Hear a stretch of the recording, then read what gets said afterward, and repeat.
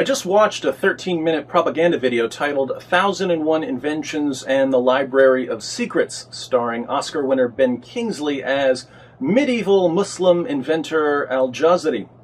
The film is about the scientific achievements of Muslims in what Kingsley's character refers to as the golden age of civilization.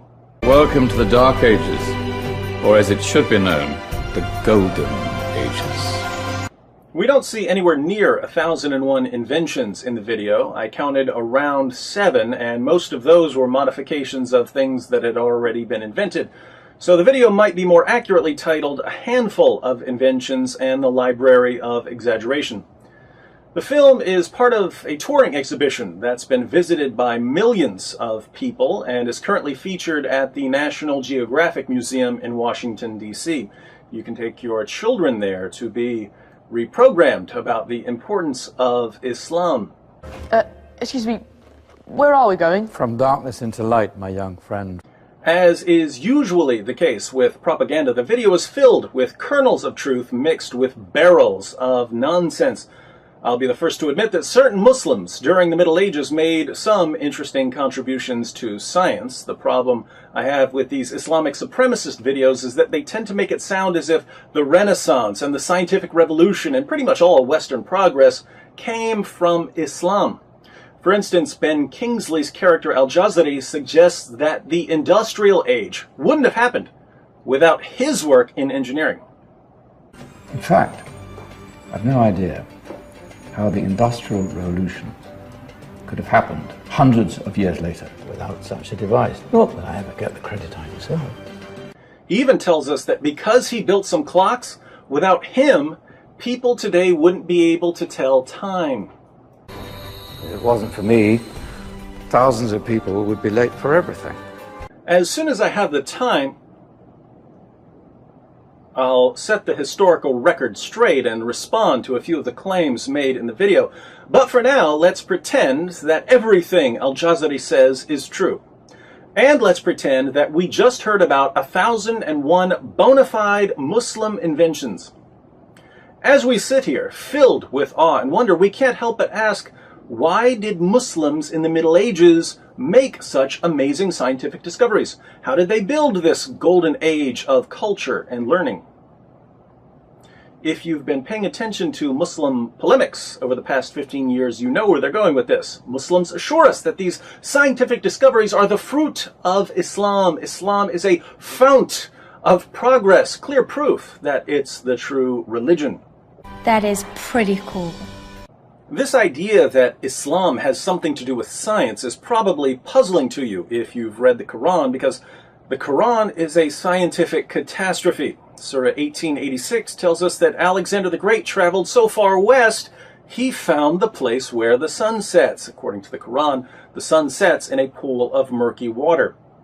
Do you know what stars are? According to Muhammad, Surah 37, 6-10 and 67:5 tell us that stars are missiles that God uses to shoot demons when they try to sneak into heaven. When you see a shooting star, it's because God became angry and hurled a star at a demon. The earth is flat, according to Surah 88:20. In Surah 86, 5-7, we learn that semen is produced between the ribs and the spine, and according to Surah 22:5, humans go through a blood clot stage during embryological development. On top of all of this, the Quran repeatedly claims to be perfectly clear, which means that reinterpretation is off limits. Take a look. If you dare. Now, religious beliefs can play a role in scientific discovery. Some of the main figures of the scientific revolution, for instance, believed that because the world was created by a powerful intellect, and because we were created in the image of this powerful intellect, we can go out and discover the laws and principles that govern the world. Most of the time, however, scientific research is pretty independent of a person's religious beliefs. If you're a Christian doing research in the laboratory, you could probably do the exact same research if you were a Hindu or an atheist. But in Islam, there was, indisputably, a very close connection between religious belief, on the one hand, and scientific discovery, on the other. You see, Islam commands its adherents to violently subjugate non-Muslims. And as the early generations of Muslims obeyed this clear command, Islam built a massive empire that stretched from southern Europe in the west all the way to northern India and China in the east. But in a civilization that stretched from Spain to China, the golden rays of discovery and invention shone over everything. As Muslims conquered city after city in the name of Allah, they got hold of the books of the people they conquered. This is how Muslims obtained the works of Aristotle, for instance. Muslims gained knowledge by subjugating people who already had it, and with this constant influx of new ideas and new information into their empire, some Muslims did absorb the material and reflect on it, and in many instances develop it even further. But we have to draw a distinction here between Muslims, the people, and Islam, the ideology. Muslims made certain scientific discoveries, but the only connection between these scientific discoveries and Islam is that Islam commanded the conquering that brought science into the Muslim world. If we ask ourselves what scientific discoveries Islam, the ideology, has produced, we get a very short list.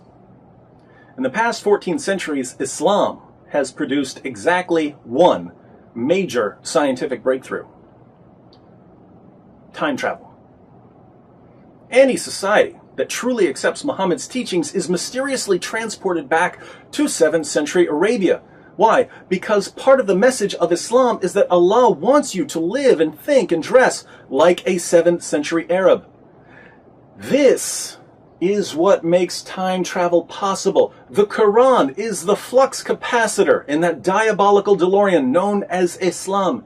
And if you jump in the passenger seat, you're not going back to 1955, you're going back to 625, when Muhammad was teaching his followers to dunk disease-ridden flies in their food and to drink water from ponds with dead animals floating in them, and to treat their illnesses with camel urine.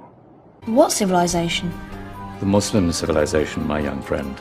So there were two forces at work during the golden age of Islam. Through military conquest, Muslims acquired entire libraries of data.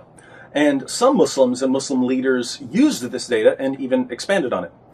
This positive force, the force of rapidly increasing knowledge, carried Muslim civilization a certain distance. But there was also the retrograde force of Islam, constantly calling Muslims back to a 7th century way of thinking.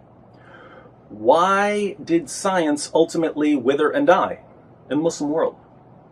Well, since science in the Muslim world depended on conquering advanced cultures, scientific progress was doomed to failure as soon as Islam stopped conquering advanced cultures.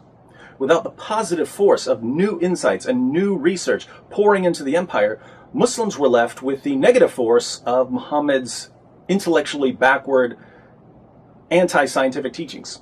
We can see the results all around us. Where is science in the Muslim world? Who goes to Saudi Arabia to learn cosmology? Here's an interesting comparison. Muslims make up around 23% of the world's population, yet well under 0.5% of Nobel laureates in the sciences, physics, chemistry, and medicine, are Muslims. By contrast, Jews make up well under 0.5% of the world's population, yet around 23% of Nobel laureates in the sciences are Jews. What impact did your era have on the modern world? Muslims today look around the world and see that their contribution to science is disproportionately small compared to that of other groups, and they're suffering from what can only be called science envy. But instead of looking at the root of their problem, Muhammad's teachings in the Quran and the Hadith, Muslims are busy trying to convince us that our scientific achievements are rooted in Muslim scientific achievements, and that the Muslim contribution to science is therefore much larger than it seems. And remember, spread the word. This was a golden age. But let's face it, if I ask, apart from terrorist attacks, what has Islamic culture done for the world? And all Muslims can say is, well, 1,000 years ago, guess what? Their little touring museum doesn't have much to do with modern science. What they've got is the Islamic version of Antiques Roadshow. And as I'll demonstrate in my next video, some of the antiques that our Muslim friends and National Geographic and Ben Kingsley brought to the show, they're fakes.